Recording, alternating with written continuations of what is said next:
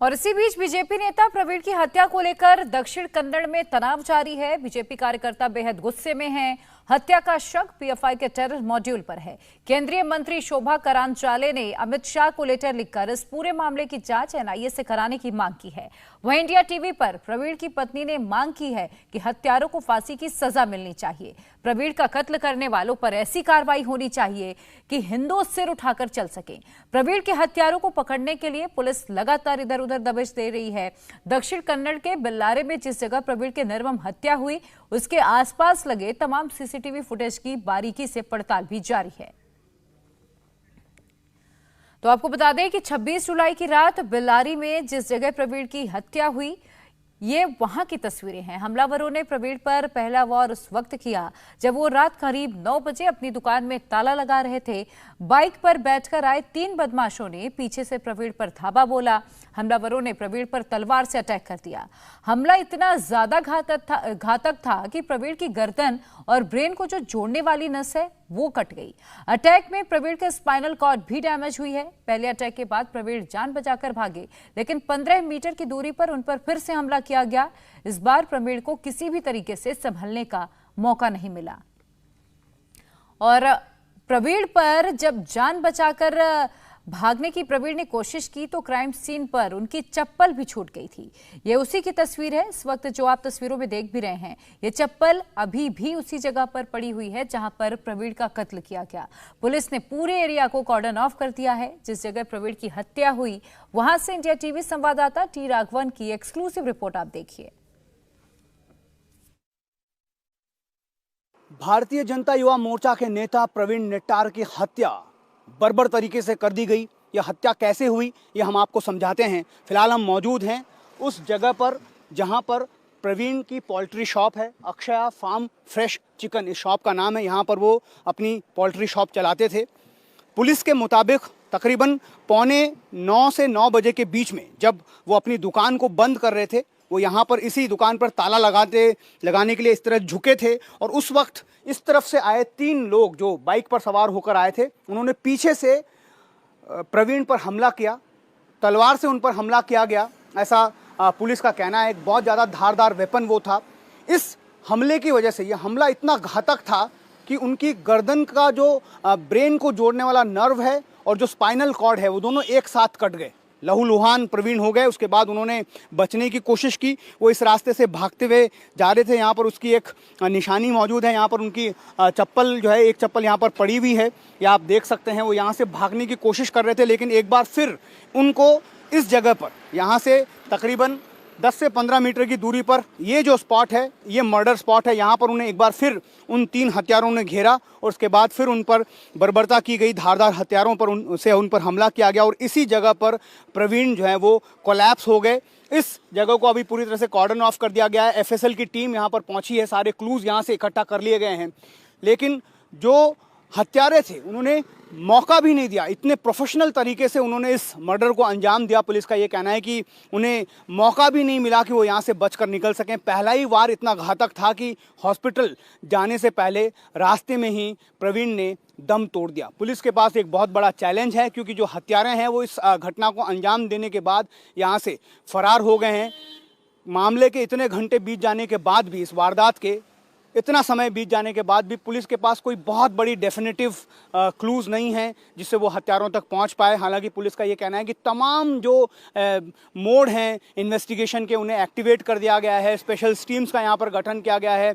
2 team खास तौर पर केरल भेजी गई है। केरल इसलिए भेजी गई है क्योंकि पुलिस एक इस थ्योरी पर भी काम कर रही है कि एक रिवेंज किलिंग हो सकती है। इसी जगह पर सूलिया तालुक में ही पिछले सप्ताह 19 जुलाई को एक मुस्लिम युवक पर हमला हुआ था। 21 जुलाई को उसकी मौत हो गई थी। उस केस के सिलसिले में 8 कार्यकर्ताओं को जो हिंदू हैं उन्हें अरेस्ट भी किया गया था। लेकिन हो सकता है कि उस व्यक्ति की हत्या का बदला लेने के लिए कुछ लोग केरल से यहाँ पर आए थे। केरल में ऐसा मॉडल जो है ऑपरेट होता है। कासरगोड, ये मसूद जो था वो भी कासरगोड का रहने वाला था और प्रथम दृष्टया जानकारी जो पुलिस की है वो भी ये कहती है कि हत्यारे शायद कासरगोड से आए थे। हत्या करने के बाद दोबारा कासरगोड की तरफ भाग गए। बाइक उनके पास थी, स्प्लेंडर बाइक थी। केरला रजिस्ट्रेशन की गाड़ी थी और इसी रास्ते से, ये रास्ता जो है यहाँ से सूलिया की तरफ जाता है, ऐसा कहा जा रहा है कि इसी रास्ते से वो यहाँ से भागे होंगे। उसके बाद ये भी अनुमान है पुलिस को कि कुछ दूर जाने के बाद उन्होंने बाइक से खुद को एक कार में शिफ्ट कर लिया और उसके बाद वो यहाँ से बॉर्डर क्रॉस कर फरार हो गए। बॉर्डर्स को अभी भी सील किया गया है क्योंकि अनुमान ये भी है कि हो सकता है कि एक बरगलाने की कोशिश हो पुलिस को नंबर प्लेट्स के जरिए। इस वजह से पूरा जो इस इलाके को है पुलिस ने अपने कह सकते हैं कि छानबीन कर रही है। हर एक उस संदिग्ध से पूछताछ की जा रही है। 15 लोगों को ऑलरेडी हिरासत में लिया गया है। पुलिस को ऐसा लगता है कि उन लोगों ने इस जो हत्यारे थे उनकी मदद की होगी यहाँ तक पहुँचने में, क्योंकि जिस तरह से प्रोफेशनल तरीके से इस पूरी हत्या को अंजाम दिया गया है, बहुत साफ साफ ये लग रहा है कि इस इलाके की रेकी की गई है और जो लोग हत्या करने वाले हैं उनको भी इस बात का मालूम है उन्हें भी कि किस तरह से जो है हमला करना है, किस तरह से चोट करनी है ताकि जो सामने वाला व्यक्ति है उसकी जान निकल जाए। इस वजह से पुलिस को लगता है कि एक प्रोफेशनल किलिंग हो सकती है, इसके पीछे प्रोफेशनल किलर्स हो सकते हैं और तमाम उन सबूतों को, उन सुरागों को ढूंढने की कोशिश में लगी है पुलिस, जिससे हत्यारों तक जल्द से जल्द पहुंचा जा सके।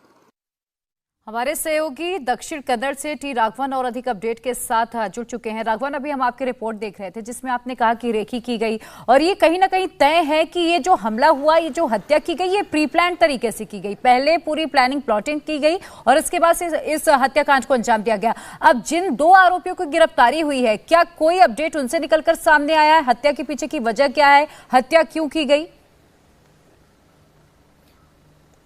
जी देखिए, मोटिव के बारे में पुलिस का ये कहना है कि कोर्ट में प्रोड्यूस करने के बाद जो पुलिस कस्टडी मिलेगी उस वक्त छानबीन में ये पता चलेगा। मेरी कुछ देर पहले जो शफीक एक आरोपी हैं उनकी पत्नी और पिता से बात हुई, प्रिया। उन्होंने ये बात मानी कि वो पीएफआई का एरिया प्रेसिडेंट है। पुलिस भी ये कह रही थी कि जो आरोपी पकड़े गए हैं उनका पीएफआई से सीधा कनेक्शन है। परिवार भी ये कह रहा था कि पीएफआई का शफीक जो है वो एरिया प्रेसिडेंट है। एक और जो इम्पोर्टेंट बात इसमें है कि शफीक के पिता जो हैं इब्राहिम, वो प्रवीण की जो चिकन स्टॉल है उसमें काम करते थे। कुछ महीने उन्होंने काम किया, तो जाहिर तौर पर प्रवीण को शफीक जानता था। ये बात भी पुलिस कह रही है और इस बात की तस्दीक भी परिवार ने की है कि प्रवीण जो है वो शफीक प्रवीण को जानता था।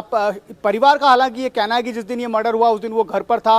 वो एक सुपारी के गोदाम में अकाउंटेंट का काम करता है, वो वहां पर था और उसने खुद जब घर पर पहुंचा तब उसको ये पता चला कि प्रवीण का मर्डर हो गया। लेकिन पुलिस ने जिन 2 लोगों को पकड़ा, दोनों लोकल हैं। पुलिस का ये कहना है कि दोनों का मर्डर में डायरेक्ट इन्वॉल्वमेंट है। इनके साथ और भी कुछ लोग थे जो मर्डर में शामिल थे, जिनकी गिरफ्तारियां होनी बाकी है। जांच आगे बढ़ रही है। जैसा हमने बताया कि इसमें केरल कनेक्शन भी हो सकता है हत्यारे कासरगोड से आए हों। इन दोनों का क्या रोल था और बाकी जो मुख्य आरोपी हैं, अगर ये 2 मुख्य आरोपी हैं तो इनका क्या रोल था, कैसे इन्होंने इस क्राइम को अंजाम दिया, या फिर कोई जो लोग केरला से आए थे वो लोग कौन थे, कैसे वो इनके संपर्क में आए, ये सब चीजें अब आगे जांच जैसे जैसे आगे बढ़ेगी इनके खुलासे होंगे। खुद एडीजी आलोक कुमार ने कहा है कि कुछ वक्त और देंगे तो हम इस पूरी साजिश का पर्दाफाश करेंगे। लेकिन साफ साफ ये पता चलता है कि काफी संगीन रेकी की गई, पूरे इलाके को छाना गया, क्योंकि सीसीटीवी फुटेज हमने पूरे इलाके में जब विजिट किया तो कहीं पर भी बहुत कम जगह पर नजर आया। एक सीसीटीवी फुटेज जो हमने दर्शकों तक पहुंचाया है वो इस पेट्रोल पंप का, और वहां पर भी सीसीटीवी कैमरा जो है वो सड़क से काफी पीछे लगा हुआ है, तो कुछ साफ नजर नहीं आ रहा है। ऐसे में पुलिस के पास चैलेंजेस बहुत ज्यादा हैं, लेकिन पुलिस का भी ये दावा है कि एक बड़ा ब्रेक थ्रू किया है उन्होंने और 2 जो डायरेक्ट इन्वॉल्व जो अक्यूज है उन्हें अरेस्ट कर लिया गया। अच्छा राघवन, इनकी गिरफ्तारी किसके तहत हुई है? किस आधार पर पुलिस ने इन्हें फिलहाल हिरासत में लिया है? और जो सीसीटीवी फुटेज सामने आया है उसमें एक बाइक काफी देर तक, कहा यह जा करीब 40 मिनट तक उस जगह पर खड़ी थी। क्या उस बाइक के बारे में अभी कोई सुराग मिल पाया? क्या ये वही बाइक थी जिसमें हत्यारे सवार होकर आए थे और उन्होंने प्रवीण की हत्या की थी? जी देखिए, कुछ मीटर दूरी पर मर्डर स्पॉट से एक इंडियन ऑयल का पेट्रोल पंप है। उस सीसीटीवी कैमरेज में ये सारी तस्वीरें कैद हुई है।